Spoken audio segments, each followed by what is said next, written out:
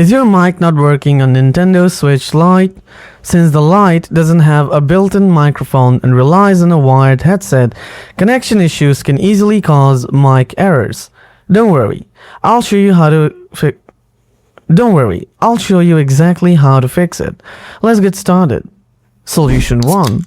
Check your headphone jack. Most headphones come with built-in microphone support, but some headphones may not have that. Studio headphones or old model headphones usually don't support microphones. So how do you check? Just look at the headphone jack of your cable and ensure that the jack has 3 extension rings. These extension rings you see over here work in giving you the audio support. 2 rings mean your cable supports both ear audio. 3 rings means that it also supports a microphone.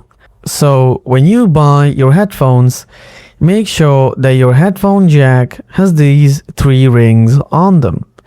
Well, in any case, people still face different kind of microphone problems. Let's move into the video to try out 2 other effective fixes for your problem. Solution 2. Restart your switch. Sometimes a quick restart fixes temporary glitches. Hold the power button for 3 seconds. When the menu shows up, choose Power Options. Select Restart from the menu.